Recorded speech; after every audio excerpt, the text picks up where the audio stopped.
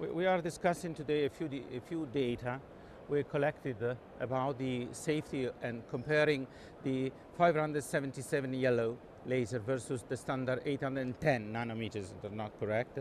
This is the group you are working on in Padova and both with the association. I'll introduce the topic about the laser because somebody of you attended yesterday subspecialty day, there was some discussion about the laser and how laser works or not.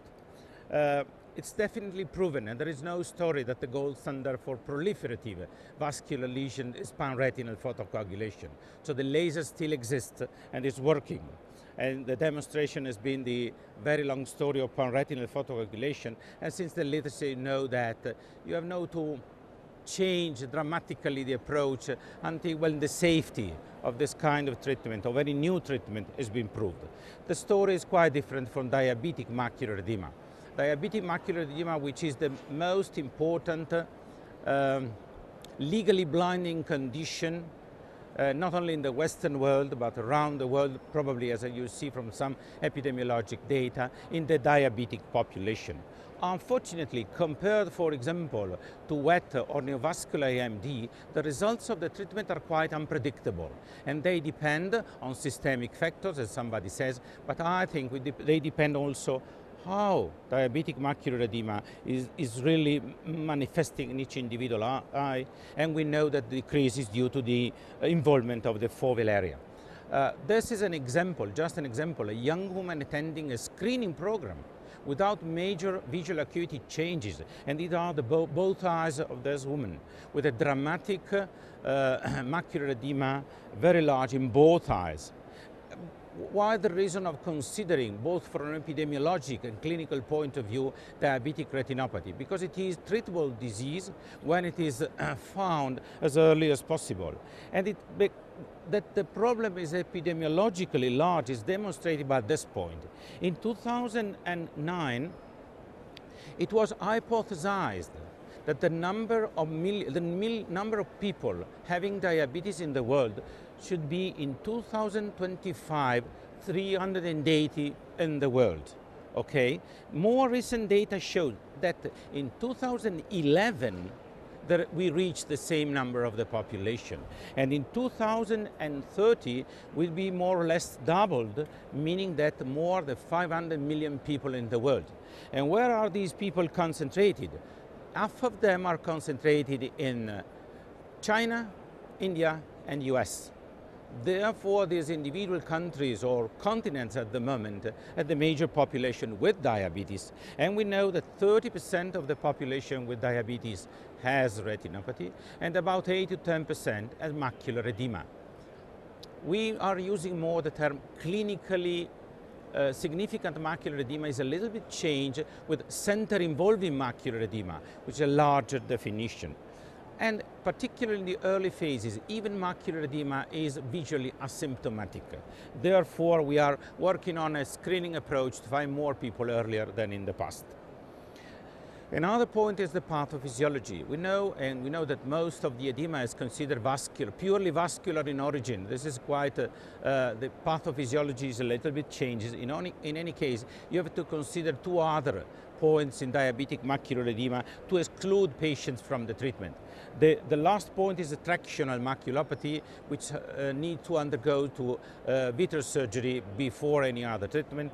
One point is the ischemic component of the macula. This is the reason why I still consider mandatory to perform fluorescein angiography before beginning any treatment. Because if the ischemia is too large, the visual prognosis is poor with any kind of treatment. And you need to inform your patient that you will have a decrease in the thickness of the retina, but decrease in thickness of the retina by OCT doesn't mean any visual recovery by definition. Therefore, this is the area we are concentrated on, meaning edematous maculopathy or diabetic macular edema. The goal is, in the past, it was to maintain the function. ETDRS study was a reduction in less than 50% of patients treated with laser of visual acuity. So maintaining. Restoring is a little bit more complicated. Even if with intravitreal drugs we are assisting an increase in the number of people recovering function. The problem is to maintain the recovered function. Because we need always to remember that it is not a problem of necessarily of morphology, and in particular is not a problem with the spectral domain OCT of the thickness of the macular area, of the volume of the macular area, but particularly the problem of the function. If I'm able to protect the nervous cells by the edema, I have reached the goal before any other one. This is, in my opinion, the ideal results of any treatment. This is the patient at baseline. You see an increase in the thickness of the central part of the macula. This is the microperimetry, checking point by point the sensitivity. There is a decrease. And there is also another point we demonstrated last year in a publication of Investigative Ophthalmology that there is an increase in 75% of patients with diabetic macular edema of hyper-autofluorescence. So autofluorescence is still a parameter which may be useful in a clinical practice for the future. This is the results. The results of treatment is absolutely outstanding. The macula is dry. There is then the thickness proves. There is no more hyperautofluorescence. We consider this one a manifestation of inflammatory component of diabetic macular edema. And there is a recovery of sensitivity. Visual acuity may, if it is fully good at the initial, at baseline, it maintains good. The sensitivity may be already changed. If the visual acuity is poor, it may increase or not, but the result in sensitivity is much essential to us. The therapeutic strategies are quite changing. We know that the intravitreal drugs are working at the moment, okay, but you see that. The same patient I showed you a couple of minutes before. This is the result with one injection. In particular, this patient was injected anti-VEGF, but you have the same results with corticosteroids. One injection, you have a fully retina. How we stabilize this one, this is another story. And this is the fellow eye, just 1 month post-op. So there are a lot of problems with the, even if discussed also yesterday in pros and cons debate, which was quite interesting to me at this specialty. In particular, which kind of protocol we need to use, ECRNet or other one. The story is not yet solved. Which are really the retreatment criteria when we have to retreat based on OCT, based on visual acuity, as it is the, for example, Lucentis has been released, at least in Europe, just checking visual acuity monthly. No OCT check, nothing else. About the long-term efficacy, we don't know nothing about. We also need to consider non-responder, poorly responder. We have seen patients treated with 9 to 12 injection of anti-VEGF without any result.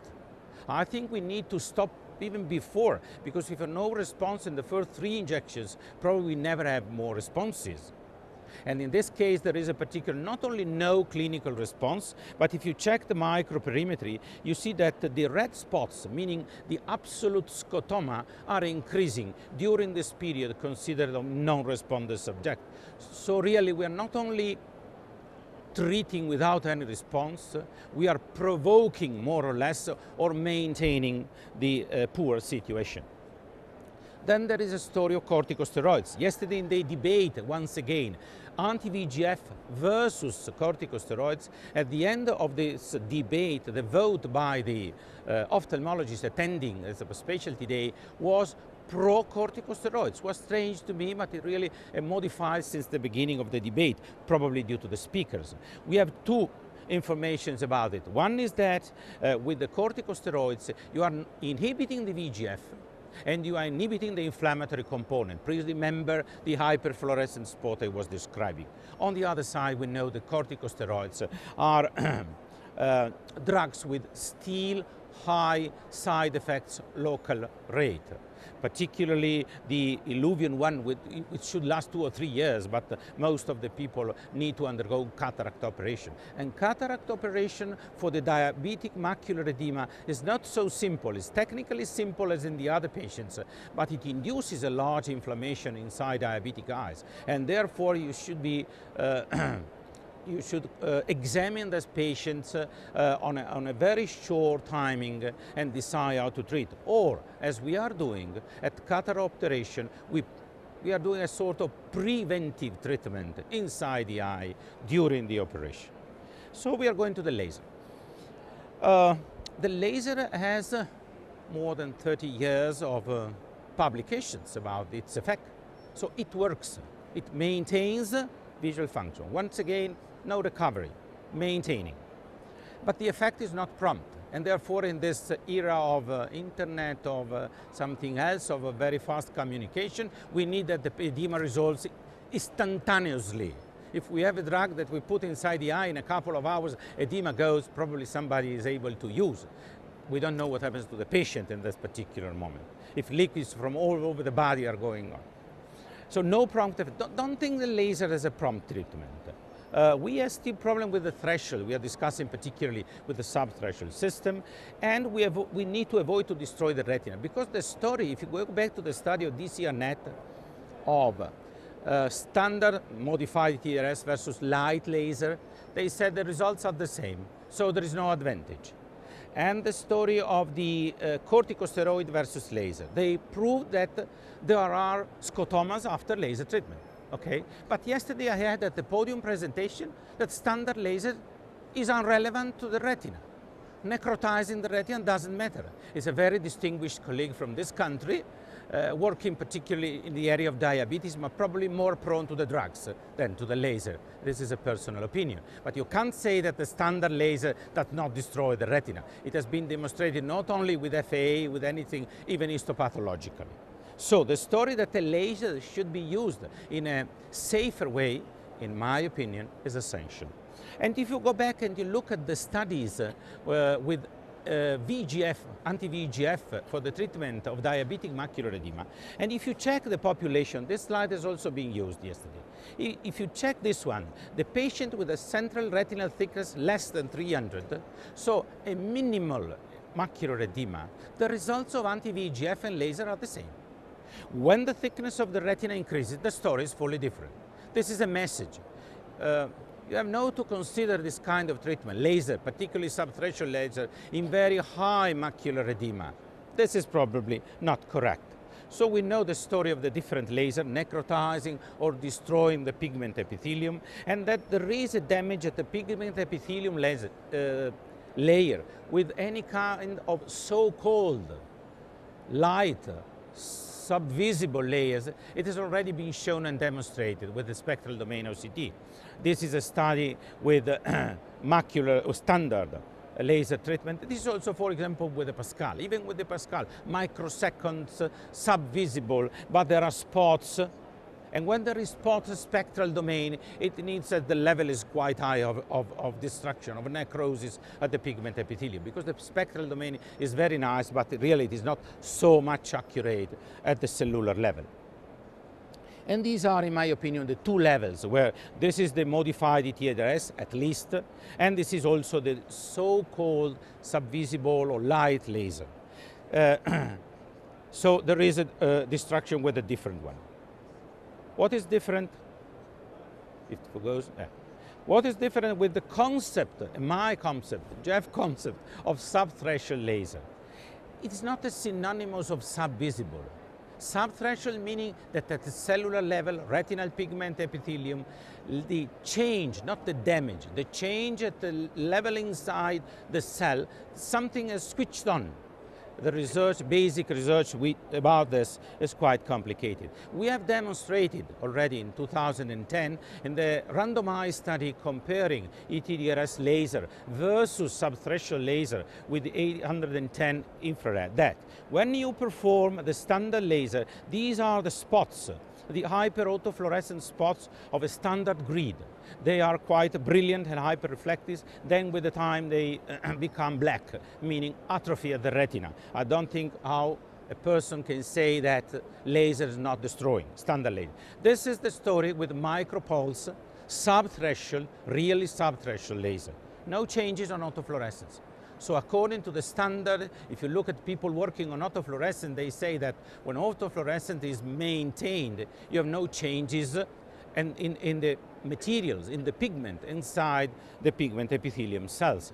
So in our opinion, and collecting the literature data and the review data that are present in the literature, real subthreshold, in my opinion, subthreshold, but I say real because somebody is misleading in the literature at the moment, does not destroy neurosensory, because it doesn't destroy the pigment epithelium, promotes, in our opinion, The story is not fully demonstrated.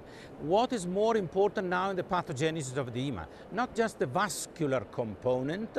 Please remember that there is a paper on a distinguished journal, which is the New England Journal of Medicine, published at the beginning of this year, about the concept in the pathogenesis of diabetic retinopathy as a neurovascular disorder, because the vessels are intermingled with the neural cells.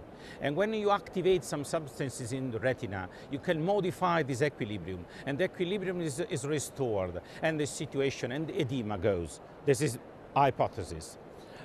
Moreover, if you have a laser safer than in the past, you can use earlier in non-center involving edema with near normal or normal visual acuity, as we are doing since many years, because our approach is that I have now to check at the lesion progressing and going from the extrafoveal area up to the fovea, while I have to wait if I can safely treat it before this one.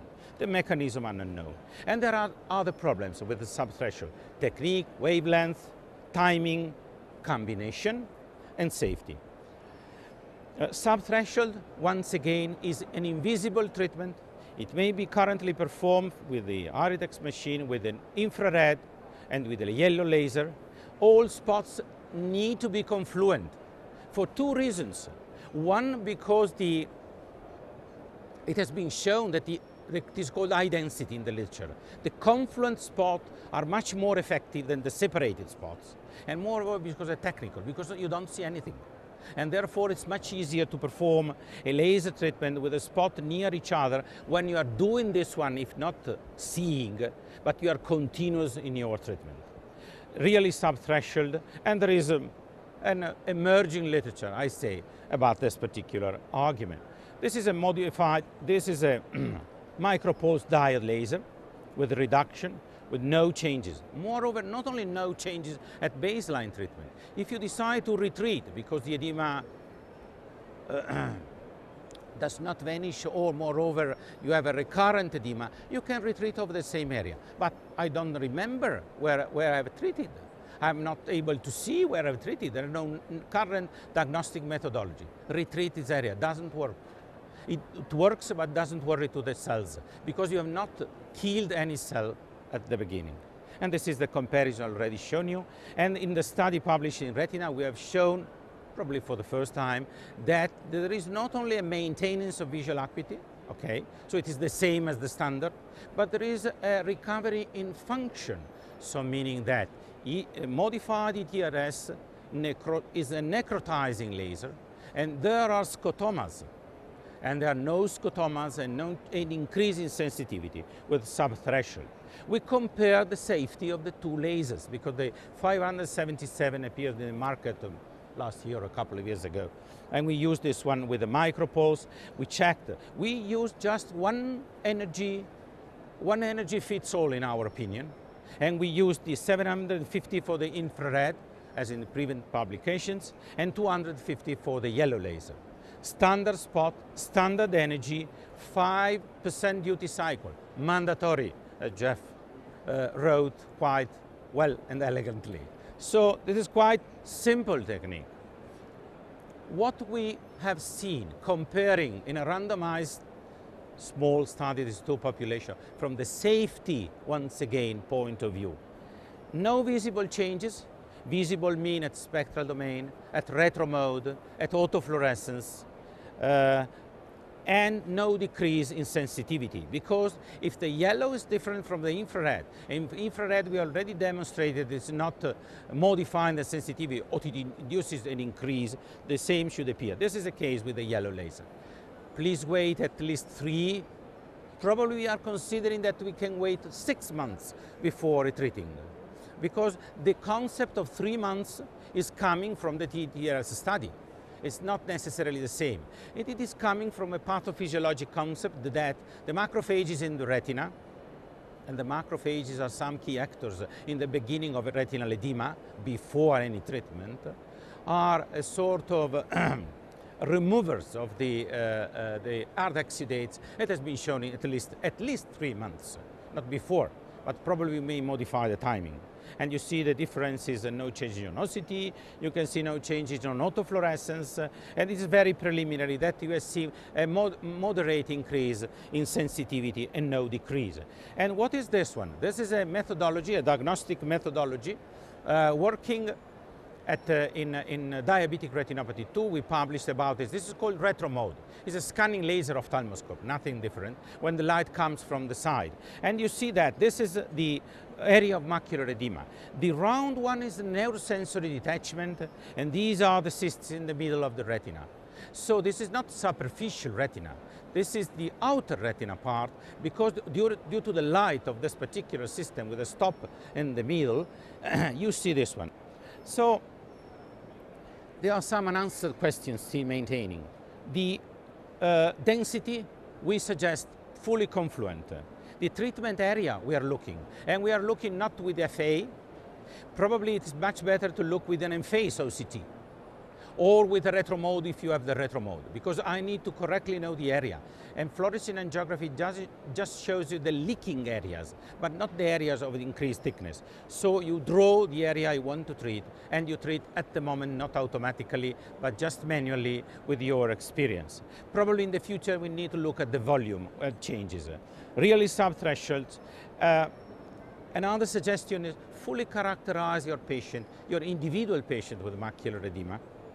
And the last point is that combine the treatments. But I have shown that when the thickness of the retina central, the foveal central area, is less than 300 or 400 microns, depending on the OCT, laser treatment works. But if you have 800 microns, probably doesn't work, or anecdotally. So our opinion is that in this particular case, over the cutoff, we inject. It doesn't matter what you inject. You flatten the retina, and you treat with subthreshold.